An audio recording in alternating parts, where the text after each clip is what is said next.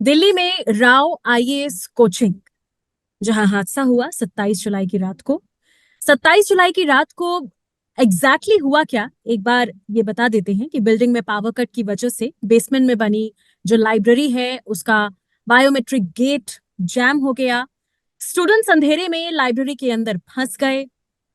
Gate बंद होने की वजह से पानी शुरुआत में बेसमेंट में नहीं घुसा, लेकिन कुछ मिनट बाद पानी जो है वो बहुत तेज प्रेशर के साथ अंदर आने लगा क्योंकि गेट टूट गया।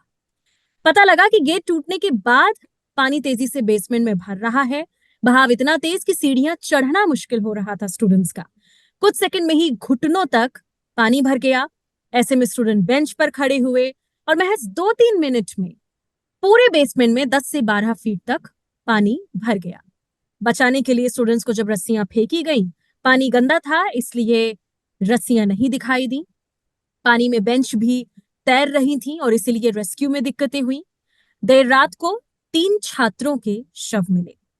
रेस्क्यू जब आखिरी चरण में था तब भी 7 फीट तक पानी अंदर भरा हुआ था। 3 स्टूडेंट्स की जान चली गई इस हादसे में। लेकिन जिम्मेदार आखिर कौन है इस हादसे का? आखिर कोचिंग इंस्टीट्यूट में एनरोल करते करते वक्त पढ़ाई, अच्छे टीचर्स, इनके अलावा किन बातों का ख्याल रखना है? आइए जाने ऐसे तमाम सवालों के जवाब आज के एफआईआई में। ऑन एबीपी लाइव पॉडकास्ट में मानसी हूं आपके साथ और हमारे साथ में जुड़ रहे हैं retired DCP Delhi L N Rao. Welcome to ABP live podcast sir. जी सबसे वेलकम। पहला सवाल जो मैं आपसे करना चाहूंगी वो यही कि जो बताया जा रहा है कि दिल्ली की जो सरकार है वो एलजी के ऊपर इल्जामात लगा रही है कि एलजी जो है वो जिम्मेदार है इस हादसे के। पॉलिटिकल पार्टीज जो हैं एक दूसरे पर आरोप लगा रही हैं। बवाल भी काफी मच रहा है। आपके हिसाब से इस हादसे के लिए कौन जिम्मेदार है? देखिए, पॉलिटिकल पार्टीज तो अपना या कहिए हक जता रही हैं या कुछ ऐसी बातें कर रही हैं। एक इसको फुटबॉल की तरह लेके गेंद एक पाले से दूसरे पाले में फेंक रही हैं। और आम आदमी पार्टी, जहां तक बात है, वो तो हमेशा यही एलिगेशन करते हैं। कोई भी बात हो तो वो यही बताते हैं कि हमारा काम नहीं है, वो उन्होंने खराब कर दिया, ये नहीं करते, एलजी साहब नहीं करने देते हमको, ये बीजेपी नहीं करते। वो अलग बात है, उनका पॉलिटिकल एजेंडा क्या है। वो इसको मैं समझता हूँ इस केस में उस पॉलिटिकल एजेंडे को नहीं टूल देना चाहिए, क्योंकि यह बड़ा सीरियस मामला है। तीन जो प्रभावशाली, जो जिसको प्रतिभाशाली जो बच्चे थे, उनकी जान चली गई है, जो कि आईएएस सिविल सर्विसेज के एस्पायरेंट थे। वो अपने हम्म। घर बार छोड़कर कहाँ कहाँ से, एक तो साउथ इंडिया से आए थे, एक यूपी तेलंगाना के से। हैं, तेलंगाना से हैं। तो ये देखिए, ये अपने घर बार छोड़कर जो और कितना मोटी फीस देकर ये पढ़ाई कर रहे थे, पढ़ाई इन सेंस कोचिंग कर रहे थे। तो इन चीजों को देखते हुए, और ये तो शुक्र है तीन ही बेचारे, ये दुर्भाग्यपूर्ण उनको उनकी मौत हो गई। इससे और भी बहुत से ज्यादा बच्चे थे जो शायद ये तैरना नहीं जानते थे, बाकी बाहर निकल आए। और तो ये सारी चीजें देखकर, ये यहाँ पर क्यों हुआ, इसके कारणों की जांच मेरे ख्याल से पुलिस ने इन्वेस्टिगेशन शुरू कर रखी है, और काफी का हद तक वो इन्वेस्टिगेट कर रहे हैं। और हम्म। पुलिस की इन्वेस्टिगेशन में जो आपका क्वेश्चन है, अहम क्वेश्चन है, कौन जिम्मेवार है, वो डेफिनेटली सामने आ जाएगा। लेकिन क्योंकि मीडिया को चाहिए अभी पब्लिक को बताने के लिए, ये मालूम करना चाहिए कि कौन जिम्मेवार है, उस पर ये बहस और ये इस पे चर्चा होती रहती है और हो रही है। और जब से ये इंसिडेंट हुआ तभी से ये चर्चाएं हो रही हैं। इसमें देखिए, बेसमेंट पर कोचिंग की कोई भी एक्टिविटीज करना ये बिल्कुल इलीगल है। एमसीडी के रूल्स के बिल्कुल वायलेशन है, बिल्कुल। और इसको देखना चाहिए था जो बिल्डिंग मालिक है, वो कोचिंग का इंस्टीट्यूट का जो कोऑर्डिनेटर है, वो इन सबको देखना चाहिए कि जो चीज अलाउ नहीं है, कानून में अलाउड नहीं है, वहां पर ये कार्रवाई कर रहे हैं, तो ये गलत है। ये तो पानी भर गया, मान लो यहाँ पर आग लग जाती तो फिर क्या होता? और ज्यादा डेथ होती आग में। आग से झुलसने के साथ साथ आग के धुआं से ज्यादा मौत होती, दम घुटने से मौत होती, क्योंकि वहां पे दिल्ली एग्जिट के एक ही था। मुखर्जी नगर में, sorry to interrupt sir, but Delhi के यस। मुखर्जी नगर में कुछ समय पहले आग भी लगी है कोचिंग इंस्टीट्यूट में, जहां जी जी खिड़की जी से जी। बाहर बच्चे कूद कूद के अपनी जान बचाए हैं। जी देखिए, वहां पर भी देखिए क्या क्या रीजन था, उसकी इन्वेस्टिगेशन हुई। उसके बाद जो सिविल अथॉरिटीज ने कुछ संज्ञान लिया या नहीं लिया, या उससे कुछ सीख ली नहीं दी, वो आपका सामने है। अगर वो सीख ली होती तो यहाँ पर भी पहले, जब ये हमारे देश में या दिल्ली में खास तौर से ऐसी बातें जब होती हैं, तभी सब जाग जाते हैं। अब एमसीडी भी जाग गई है, फायर ब्रिगेड भी जाग गया है और सभी जाग जाते हैं। और थोड़े दिन के बाद ये जो केस रैप अप हो जाएगा, उसके बाद सब भूल जाएंगे। फिर एक घटना होगी, उसकी इंतजार लोग करेंगे, फिर दोबारा फिर यही सारा चीज होगा। तो हमारे जो दिल्ली वासी हैं या देशवासी हैं, उनको ये सब चीजें भूलने की बड़ी आदत है। ऐसे ऐसे बहुत सी ऐसी घटनाएं हुई हैं जिसमें इंक्वायरी कमीशन बैठे हैं, सरकार ने अपना इंक्वायरी टाइम बाउंड इंक्वायरी करी है, और इस इंक्वायरी के बाद में जो जो रिकमेंडेशन हुई हैं उन पे लागू किया या नहीं किया, वो अलग बात है। आपको पीछे याद दिला दूं, करोल बाग में होटल में ऊपर छत के ऊपर कोई एक्टिविटी जी। चल रही थी, वहां पर आग लगी थी, बहुत से लोग वहां पे कूद कूद के मरे और जल के मरे। उसमें भी इंक्वायरी हुई, पुलिस केस दर्ज हुआ, और उसका होटल मालिक बंद हुआ, उसका जो भी अरेस्ट हुए, उसके बाद वो केस चल रहा है। उसके बाद भी इंक्वायरी हुई, एमसीडी की तरफ से भी इंक्वायरी हुई, और फिर एक बार एलजी साहब को रिपोर्ट भी गई, उसमें रिकमेंड भी किया गया ये होना चाहिए। उसके बाद आप जाके फिर देख लीजिए, वही स्थिति है, कोई रुकावट नहीं हो सकती, कोई कुछ नहीं बदलता नहीं है। और यही एक वजह है कि आम आदमी की और जो कॉमन मैन की जान है वो खतरे में रहती है। बिकॉज हम कब सुधरेंगे ये भगवान जानता है। हम सुधरने की आदत हमारी नहीं है। हम बस एक बार एक और घटना का इंतजार करते हैं, और ये घटना ऐसे ही होती रही है और ये होती रहेंगी जब तक हमारी पॉलिटिकल विल और जो सरकारें हैं वो इस पर ध्यान नहीं देंगी, तब तक ये घटनाएं, मैं समझता हूँ, होती रहेंगी। और जिस दिन सख्ती से कार्रवाई होगी, हर डिपार्टमेंट का जो भी आदमी इसमें कंसर्न है, चाहे एमसीडी है, चाहे फायर ब्रिगेड है, चाहे पुलिस है, कोई भी अगर है इसमें जिम्मेवार है, तो उस पर सख्त से सख्त कार्रवाई नहीं होगी। नॉट ओनली नीचे लेवल के आदमियों पे, ऊंचे लेवल तक के जो अधिकारी बैठे हुए हैं उन पर जब तक कार्रवाई नहीं होगी, तब तक ये सब चीज सुधरने वाली नहीं है। अब एग्जैक्ट कौन कौन जिस चीज का रोल है वो सामने इन्वेस्टिगेशन में आ जाएगा।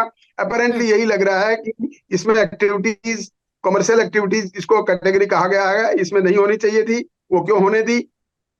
इसमें फायर जी। ब्रिगेड का भी एक वो होता है एनओसी, वो एनओसी फिजिकली वेरीफाई करने के बाद देखा दिया जाता है। और खास तौर से बेसमेंट में जब एक्टिविटीज ऐसी कमर्शियल होती हैं, तो उसमें दो दरवाजे देखा जाता है कि एक एंट्री एक एग्जिट, यानी कि एग्जिट गेट दो होने चाहिए या एंट्री एक, दो भी एंट्री होनी चाहिए, ताकि एक गेट में कोई घटना हो जाए तो उसमें निकलने में दिक्कत ना हो। दूसरे दो एक ऑप्शनल एक दरवाजा, ये कंपलसरी है, एनओसी का पार्ट है। तो ये भी देखा होगा उन्होंने कि दूसरा दरवाजा था या नहीं था।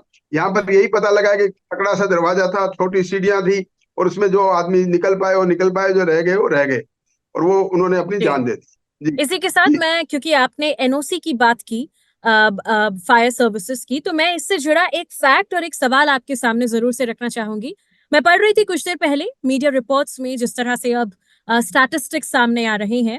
इन uh status report, Delhi police ने कोर्ट को इन्फॉर्म किया, ऐसा मीडिया रिपोर्ट में कहा है कि 583 कोचिंग इंस्टीट्यूट्स जो हैं वो हमारे नेशनल कैपिटल में रन कर रहे हैं, जिनमें से सिर्फ 67 के पास ही नो ऑब्जेक्शन सर्टिफिकेट है from the Delhi fire services. ऐसा मीडिया रिपोर्ट्स में ये स्टैटिस्टिक्स दिया गया है, यानी कि 516 कोचिंग इंस्टीट्यूट्स जो कि रजिस्टर्ड है, जो रजिस्टर्ड नहीं है उनका तो अभी पता ही नहीं, जैसे कि जो इलीगल तरीके से रन कर रहे हैं, तो जो रजिस्टर्ड है 516 के पास एनओसी है ही नहीं। तो इसीलिए ये जो आप मुझे डिटेल्स बता भी रहे थे कि एनओसी कैसे मिलता है, मैं चाहूंगी इसको अगर आप थोड़ा और डिटेल में इस पर वजन दें, और हमें बताएं भी कि इस चीज के लिए कौन जिम्मेदार है कि 516 कोचिंग इंस्टीट्यूट्स के पास एनओसी नहीं है। ये बहुत बड़ा फिगर है। पूरी दिल्ली में अगर 516 ऐसे इंस्टीट्यूट हैं जिनके पास एनओसी नहीं है, एनओसी का मतलब है नो ऑब्जेक्शन सर्टिफिकेट, वो फायर ब्रिगेड देते हैं या दूसरा डिपार्टमेंट एमसीडी देते हैं, उसमें देखते हैं कि ये बिल्डिंग बाय लॉज का कोई इसमें उद्घाटन उल्लंघन तो नहीं है, तभी जाकर उनका रजिस्ट्रेशन होता है। और रजिस्ट्रेशन के बाद हर साल उसको रिव्यू किया जाता है वो एनओसी को। और एनओसी में एक प्रकार से प्रोफार्मा होता है, उसमें सब चीजें नोट की जाती हैं कि इसमें क्या क्या, जो एक स्टैंडिंग ऑपरेटिव प्रोसीजर है, कुछ पॉइंट सारे फिक्स होते हैं। इसमें देखना है एरिया कितना है, उसके बाहर पार्किंग है कि नहीं है, एग्जिट गेट एंट्री गेट अलग अलग है नहीं है, हाइट कितनी है, लंबाई चौड़ाई कितनी है, वो बेसमेंट अगर है तो बेसमेंट में कितना एरिया कवर किया हुआ है, जो बिल्डिंग बाय लॉज में कवर करने के आधार पर आता है वो है कि नहीं है। ये सब चीजें उसमें नोट की जाती हैं। और जो किसी भी जैसे फायर ब्रिगेड का ऑफिसर आता है, मौके पर देखता है और वो सर्टिफिकेट देता है कि मैंने मौके पर जाके सारा चेक किया है। और जब वो ओके कर देता है, यस एवरीथिंग इज ओके, सब चीज दुरुस्त पाई गई है, तभी जाके एनओसी उस डिपार्टमेंट से उसको मिलती है। तो ये एक एनओसी का है, तो बड़ी बड़ी सीरियस घटना बात है कि 516 इंस्टीट्यूट ऐसे चल रहे हैं और जिनके पास एनओसी नहीं है, इसका मतलब वहां कुछ भी अगर हो गया तो सारी की सारी जिम्मेवारी फिर वो जो एनओसी देने वाली संस्था है उसके पास जाएगी। और उनके पास क्यों नहीं है वो वजह जाननी बहुत जरूरी है। क्यों, इसका मतलब वो है कि वो जो पूरा पैरामीटर्स है एनओसी देने के, उनके उनके ऊपर खरे नहीं उतरते हैं, इसीलिए उनके पास एनओसी नहीं है, और या इसीलिए वो अप्लाई नहीं कर रहे हैं। और ये आपने सही कहा कि ये तो रजिस्टर्ड हैं जो इंस्टीट्यूट्स हैं। ऐसे कितने ही होंगे जो कि अनरजिस्टर्ड हैं, जो कि इलीगल हैं, जो कि बिना सरकार को बताए वो ऐसे कर रहे हैं। तो ये सर्वे करना, दोबारा से इसको करना बहुत जरूरी है, और इसमें टाइम भी नहीं लगना चाहिए, जल्द से जल्द करना चाहिए। क्योंकि ये कोचिंग इंस्टीट्यूशंस हैं, इसमें लोगों ने पैसा अपना बहुत भारी रकम देकर एडमिशन कराते हैं। उन बच्चों का भविष्य का भी ख्याल रखना है कि उनको जो कोचिंग है वो सही ढंग से मिल सके, लेकिन not at the cost of their life, उनकी जिंदगी एग्जैक्टली के। जी, एग्जैक्टली। और इसी से जुड़ा सवाल मैं अगला आपसे लेना चाहूंगी, क्योंकि अगर हम सिर्फ बातें करें तो हम ये कह सकते हैं कि ज्ञान का केंद्र है, इसमें लीगल इलीगल क्या देखना। लेकिन एक आम इंसान ये समझना चाहता है कि इलीगल कोचिंग से मतलब क्या है। इवन इफ अगर वहां अच्छे टीचर्स हो, अच्छा ज्ञान मिल रहा हो, लेकिन वो इलीगल जगह कैसे है, वो सही जगह कैसे नहीं है, और कैसे हम जितनी भी ये इलीगल कोचिंग्स हैं जिनके बारे में तो अभी पता ही नहीं, इनका भांडा फोड़ कैसे हो सकता है। देखिए, जिनके इसके बारे में एमसीडी का जो डिपार्टमेंट है उसका एक प्रकार से सिस्टम है। हम्म। हर एरिया बांटा हुआ है। हम्म। जो जूनियर इंजीनियर है उसके अंडर जितना एरिया एमसीडी का है वो डिमार्केटेड है। हम्म। वो वेरीफाई करें, चेक करें। दूसरा, एजुकेशन डिपार्टमेंट भी इसका एक अहम रोल है। एजुकेशन डिपार्टमेंट में भी ये देखा जाए कि कहाँ कहाँ पे क्या क्या इंस्टीट्यूशंस ऐसे चल रहे हैं जो कि लीगल हैं या इलीगल है। हम्म। तीसरा, पुलिस का भी अपना एक महत्व है, क्योंकि वो भी जी। एक बीट लेवल या डिवीजन लेवल में बटा हुआ है। हर एक हम्म। एरिया पे बीट ऑफिसर्स होते हैं, वो जाके चेक करें, अपनी रिपोर्ट दें। जो हम्म। जो एरिया में इलीगली ऑक्युपाइड है या इलीगल चल रहे हैं उनके बारे हम्म। में रिपोर्ट दें। हम्म। एसएचओ की जिम्मेवारी है कि वो सारे अपने एरिया में क्या क्या गलत हो रहा है वो सारी की सारी चीज रिपोर्ट उसको दें। हालांकि यहाँ मैं जरा बताना चाहूंगा कि इलीगल कंस्ट्रक्शन के बारे में हम्म। दिल्ली पुलिस कमिश्नर साहब की तरफ से बिल्कुल ये सर्कुलर निकला हुआ है कि इलीगल कंस्ट्रक्शन में दिल्ली पुलिस के किसी भी ऑफिसर का अधिकार नहीं है उसको रोकने के लिए या उसको कोई एक्शन लेने के लिए। सिर्फ इतना कर सकते हैं कि जहां पर इलीगल कंस्ट्रक्शन हो रही है या कोई इलीगली कोई कोई धंधा चल रहा है जिसमें पुलिस एक्शन नहीं बनता है, तो हम्म। कंसर्न डिपार्टमेंट को लिखकर भेजना वो पुलिस की जिम्मेवारी है। तो बीट ओके। लेवल पे, डिवीजन ऑफिसर लेवल पे एसएचओ अपनी तरफ से ऐसी चीजों की जानकारी कंसर्न डिपार्टमेंट को जरूर भेजे। ये एक बहुत जरूरी अहम बात है। इसी प्रकार से एमसीडी अपना काम करे, इसी प्रकार से फायर ब्रिगेड काम करे अपना अपना, क्योंकि हर एक डिपार्टमेंट के एरियाज बटे हुए हैं। तो उन हम्म। एरिया के अधिकारी जो उस एरिया के क्षेत्र में नियुक्त किए गए हैं वो अपनी अपनी इसमें रिपोर्ट दें, ताकि उसमें सच्चाई पता लग जाए और कितना है सारा के सारा वॉल्यूम, इलीगल नॉन इलीगल, सारी चीज पता लग जाए। एग्जैक्टली।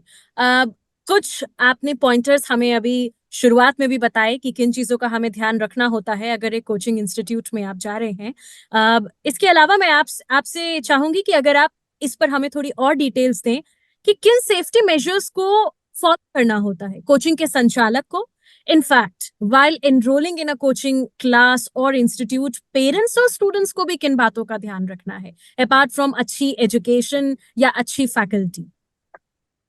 देखिए, जो कोचिंग इंस्टीट्यूट्स बड़े फेमस हैं, जो अच्छी पढ़ाई के लिए फेमस हैं, उन्हीं के पास बहुत से लोग, उनके पेरेंट्स या बच्चे वहां पर आते हैं, और उनकी फीस भी बड़ी हैवी होती है।